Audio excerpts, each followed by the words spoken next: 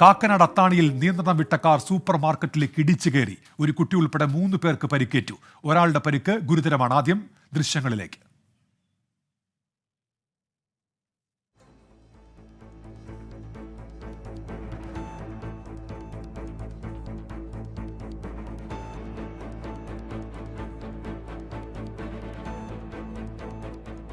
കാക്കനാടാണ് ഈ അപകടം ഉണ്ടായത്. അത്താണി ജംഗ്ഷനിലാണ് ഈ അപകടം. വിശദാംശങ്ങളുമായി വിഷ്ണു സുരേഷ് ചേരുന്നുണ്ട് ഇപ്പോൾ. വിഷ്ണു, ഈ അപകടം കാർ നിയന്ത്രണം വിട്ട് ഇടിച്ചു കയറുകയായിരുന്നുവല്ലോ. ഈ പരിക്കേറ്റവരുടെ നില എങ്ങനെയാണ്? മറ്റു വിവരങ്ങൾ എന്തൊക്കെയാണ് വിഷ്ണു?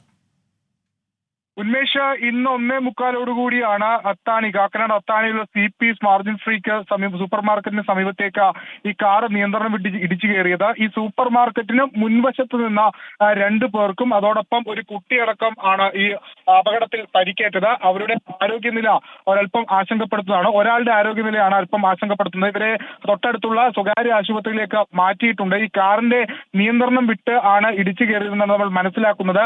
ഈ കാർ ഓടിച്ചിരുന്നയാൾ മദ്യപിച്ചിട്ടുണ്ടോ എന്നുള്ള കാര്യങ്ങളെല്ലാം പോലീസ് വിശദമായി പരിശോധിച്ചു വരികയാണ്. ആ ദൃശ്യങ്ങളിൽ നിന്ന് തന്നെ വളരെ വ്യക്തമായി മനസ്സിലാകും എത്ര ആഘാതത്തിലായിരുന്നു ആ ഇടിയെന്ന്.